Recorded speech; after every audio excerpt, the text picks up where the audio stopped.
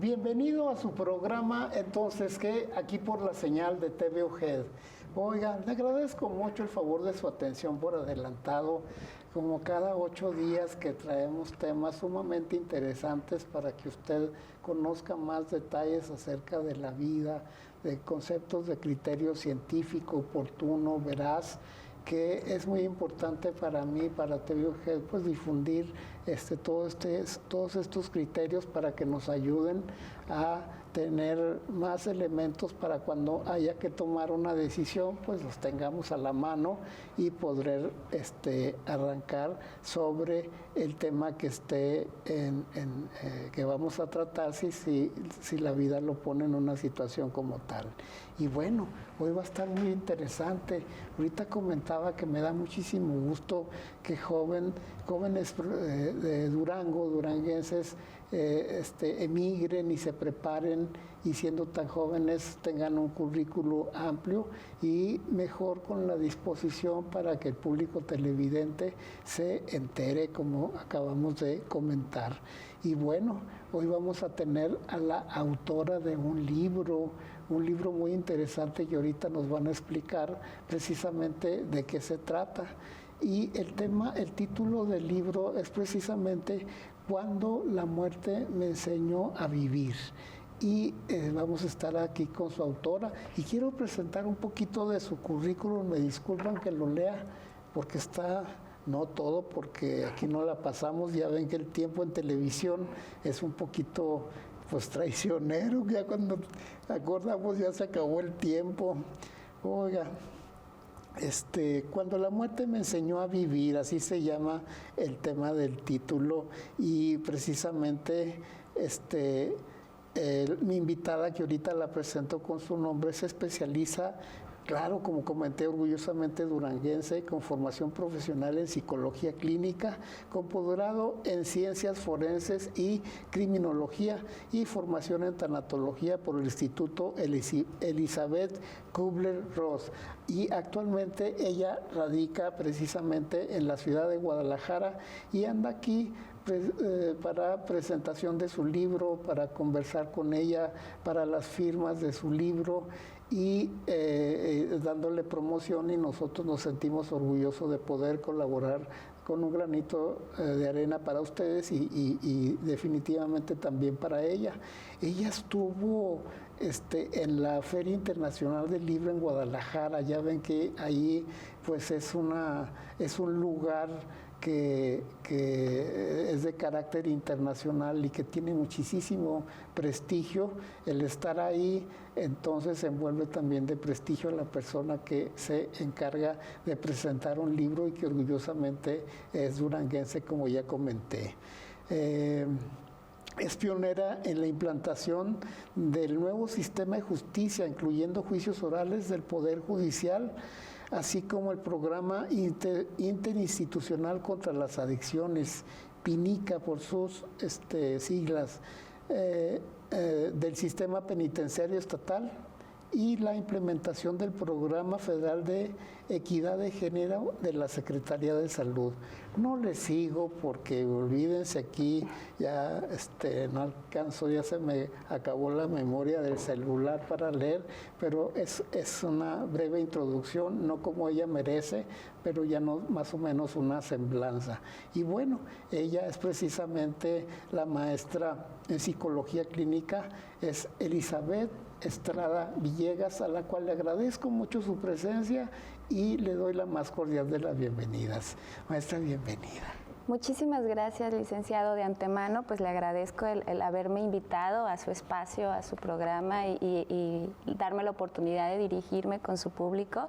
Y la verdad es que yo estoy súper honrada en presentarme aquí con usted en su espacio. Los afortunados somos nosotros y también los agradecidos, y es un honor tenerla por aquí, ¿verdad? Gracias. Muy bien. ¿De qué hablaremos? Presentación del libro.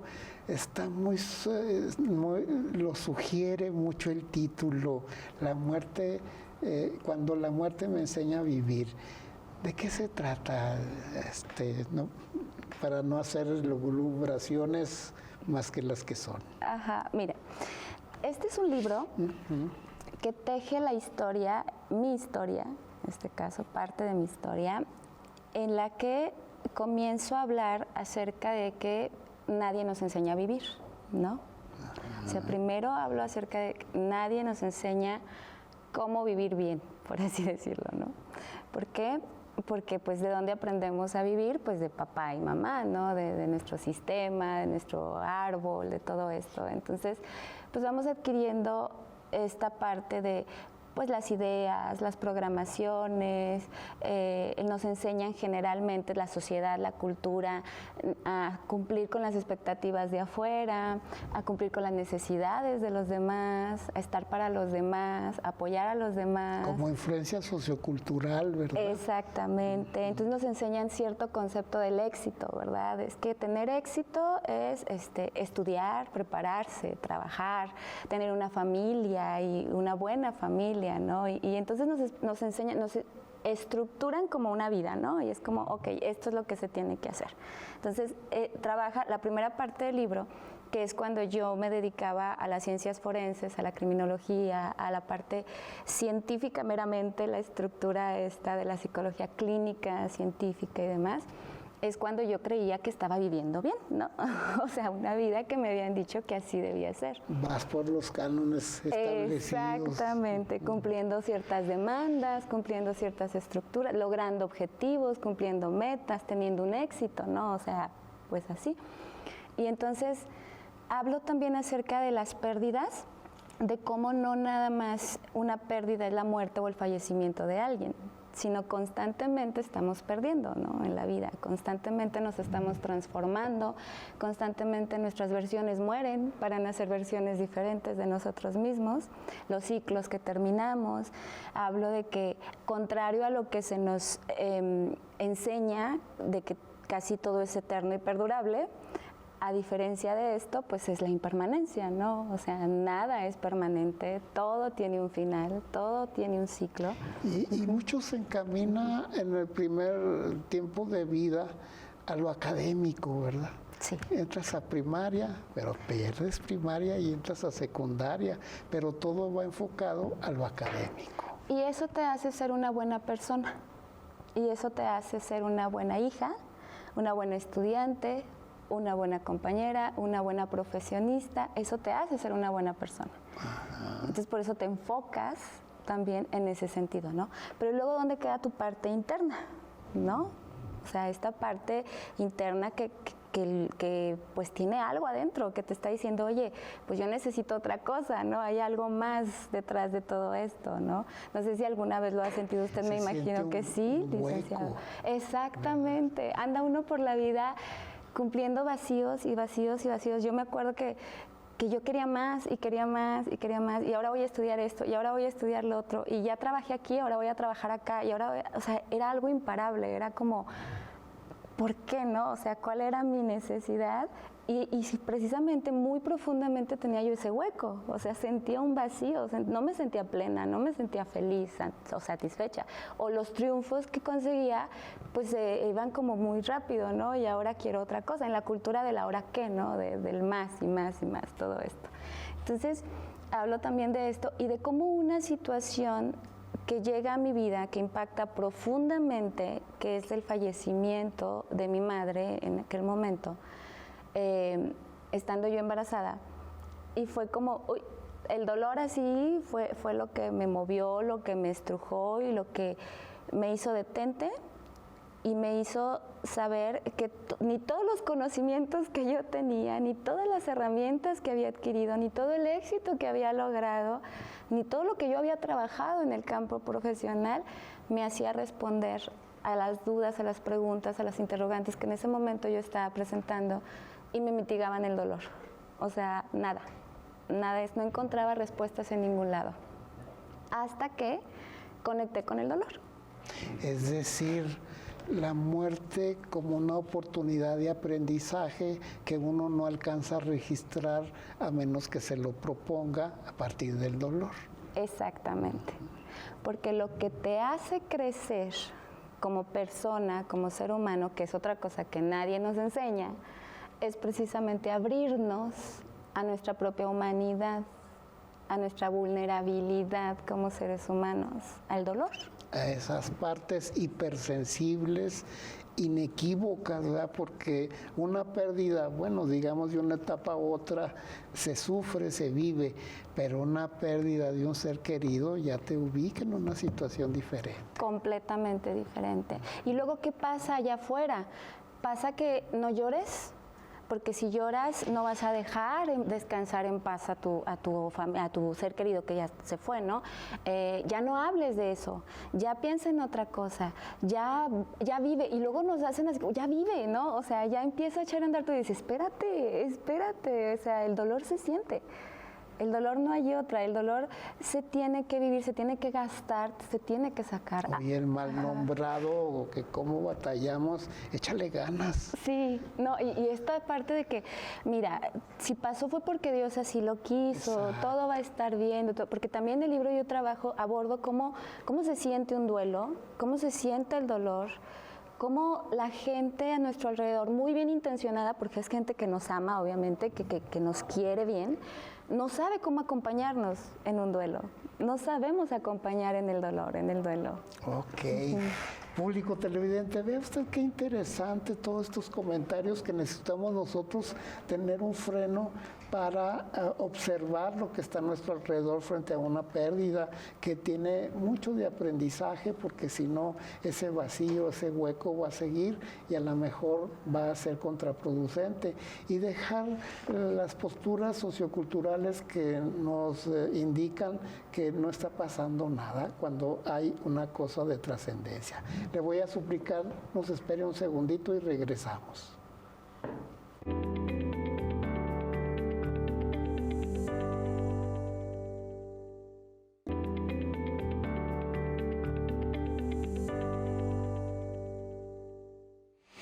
Continuamos con su programa, entonces, ¿qué? Aquí por la señal de TV UGED. Oiga, qué interesante, cuando la muerte me enseña a vivir.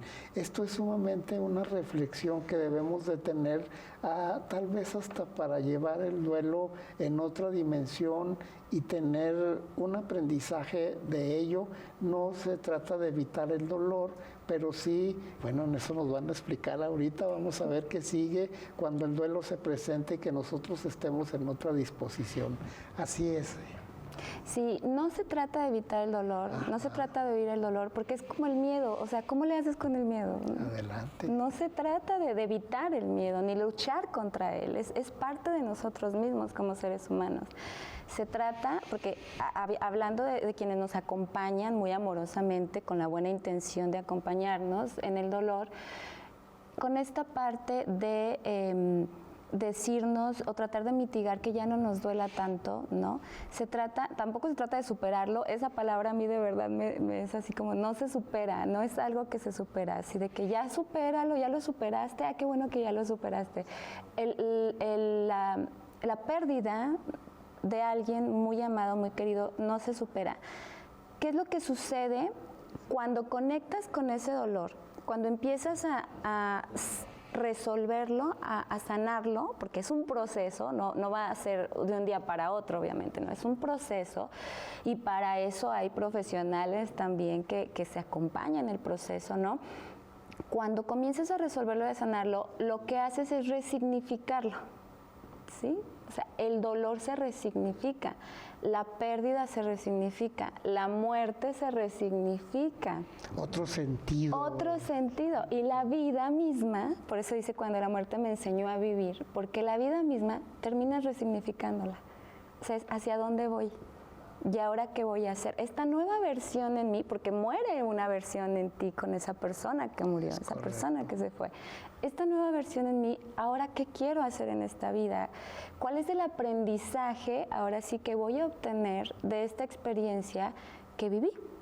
¿Sí? Y entonces ahora sí voy a aprender a vivir en base a lo de adentro, ya no a lo de afuera. Es correcto.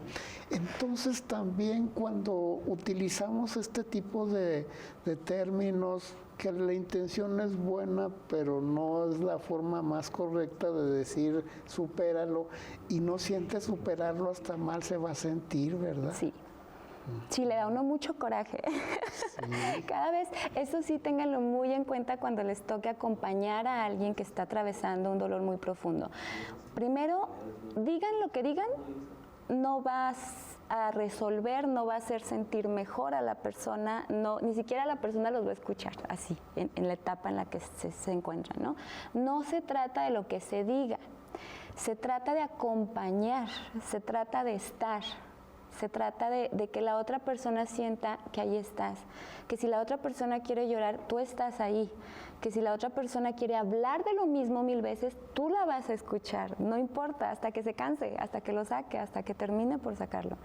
Que si la otra persona necesita resolver parte de su vida, del entorno, ahí vas a estar para ayudarla. No se trata de lo que digas, se trata de lo que hagas. Por ejemplo, si hay que llevar a los niños a la escuela, yo te ayudo y los llevo a la escuela.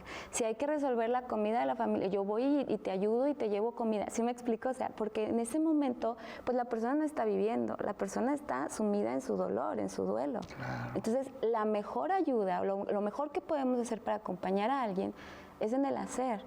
Y en el hacer desde lo que la persona necesita, no de lo que yo creo que la persona necesita, porque acuérdense que una cosa es lo que yo creo y otra cosa es lo que la persona necesita. Porque inclusive, con todo respeto, vemos cuando hay un funeral de alguna persona que está en la capilla ardiente, se forman los grupitos, empiezan las risas, y se pretende o se dice que se está acompañando, pero falta ese toque, ¿verdad? De presencia, de escucha, de disposición para lo que se pueda ofrecer. Sí.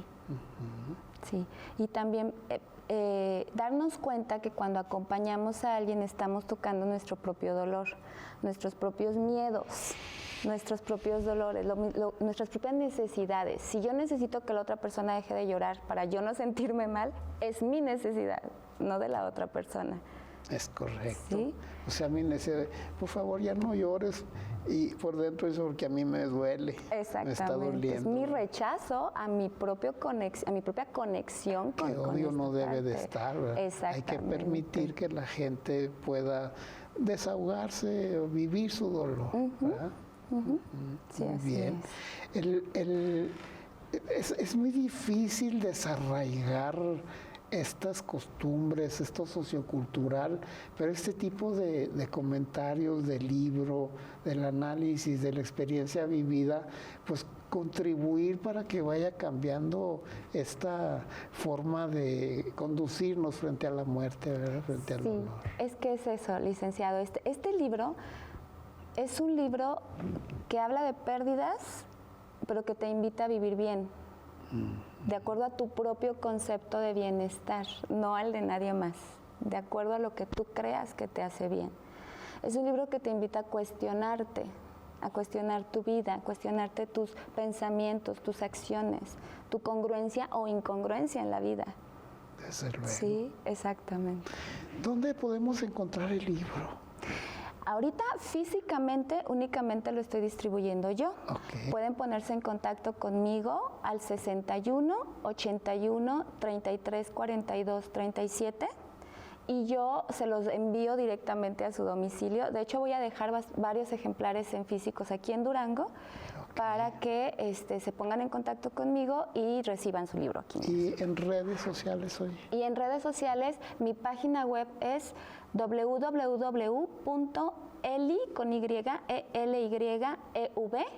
psicologiaholística.com. Ahí van a encontrar cursos en línea que hago. Mi libro está ahí en línea también. Hay cursos en línea gratuitos y cursos en línea con una cuota. Todas mis redes sociales, mi canal de Spotify, de YouTube, en Facebook me encuentran como Elizabeth Estrada Psicología Holística, mi Instagram, y encuentran todo ahí. Perfecto, hay que buscar a través de tu nombre también. Sí, a través. Elizabeth y Estrada. El día de hoy, jueves 15, voy a estar a partir de las 3 de la tarde y hasta las 9 de la noche en el Hotel Gobernador, vendiendo y firmando los libros. Perfecto. Sí. Oye, ahorita hablábamos acerca de que es un proceso el que se debe vivir para, digamos, manejar o sentir menos el dolor. no evitarlo, pero sí que entre dentro de un proceso y un proceso más adecuado, ¿verdad? Sí, sí, todo en la vida es un proceso y eso debemos de tenerlo bien en cuenta, porque luego vivimos ya ahorita como en esta vida del fast, del rápido, de ya quiero aprender a funcionar otra vez y demás, y no, sí debemos de darnos la oportunidad, el chance. Hay que tener bien en cuenta que existe una línea muy, muy delgada entre el proceso natural, entre un proceso natural del ser humano y un proceso que ya no raya en lo natural. ¿Sí? O sea, por ejemplo, ¿qué es lo que te va a decir, qué es lo que te va a hacer darte cuenta que estás viviendo el proceso natural?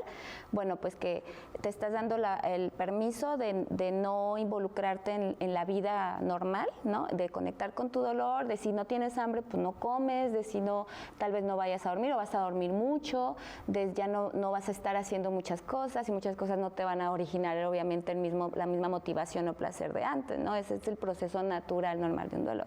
Pero cuando ya pasa el tiempo suficiente, por ejemplo, no sé, ya es mes y medio, algo así, y todavía no estás como que tus necesidades básicas todavía no se empiezan a regular y todo esto, y empieza a generarte problemas en tu funcionamiento, en tu cuerpo, en todo lo demás, ahí sí aguas y hay que buscar ayuda profesional. Exactamente, ¿verdad? Ya no se está haciendo funcional y sí hay que buscar ayuda. Ok. Oye, entonces, uno de los posibles logros, por lo que escucho, es aquilatar la experiencia de la muerte y se va a tener un desenlace en que haya mayor autonomía o independencia de la persona, ¿verdad? Sí. Sí, toda experiencia en la vida esconde un aprendizaje, toda. O un aprendizaje, pero en nosotros está descubrir ese aprendizaje. Sí, en el que incluye, no sé, tú dime, mayor madurez, sí. Como dije ahorita, autonomía, ¿qué otras cosas? Te da sabiduría. Sabiduría. Esa es la sabiduría. Experiencia. La experiencia, exactamente. Okay. Y la sabiduría no tiene que ver con la edad que tengas, tiene que ver con tu capacidad de resignificar las experiencias en tu vida. Se habla de que a mis edades no estar maduro se vale, pero hay que ir aquilatando, viviendo estas experiencias para estar de acuerdo a la edad cronológica. Sí. ¿Verdad? Sí. Muy bien. ¿Te regresas a Guadalajara? Sí. Sí, yo me regreso pasando las fiestas, entrando el año, pasando Reyes, ya me regreso a Guadalajara. Oye, ¿hay segunda edición? Sí. ¿Va a haber? Sí, va a haber. Ya está. Bueno, sí está pensado en continuar en la escritura. Sí, porque todavía falta la parte ya de cómo te cambia la vida cuando aprendes a resignificar. Qué bueno que exista literatura como la que nos estás reseñando para que sea también algo terapéutico, ¿verdad? Sí. No quedarnos en nada más en la lectura y que haya una enseñanza verídica y que haya un cambio. Claro, totalmente. Este libro yo lo escribí, incluso uno de los editores me dice, está muy buena tu novela. Y dije, ok, lo escribí desde el sentido de que todas las personas lo puedan leer, que sea una lectura muy digerible. Metí bastantes conceptos psicológicos, no desde el tecnicismo, no desde esta parte de las etapas del duelo, etapa 1, etapa 2, no, desde la parte de conecta con esto que estás sintiendo, y a esto se le pudiera llamar de esta manera, pero yo le llamo de esta, ¿no? Porque pues es mi historia y es como conectar con la historia de las personas. Fíjese, público televidente, qué interesante, y ojalá todos pudiéramos tener acceso a este libro y a otros que pudieran ya después en segunda edición que lo saque, que lo escriba y lo dé a conocer al público precisamente para alcanzar mejor bienestar, mejor calidad de vida y vivir los procesos como deben de ser. Maestra, muchísimas gracias. Muchas gracias, encantado licenciado. de que estuvieras por aquí. Muchas gracias. Y público televidente, pues le agradezco muchísimo el favor de su atención. Espero que todos estos comentarios hayan sido de su completo agrado y solo le suplico que incremente su escala de valores. Muchas gracias.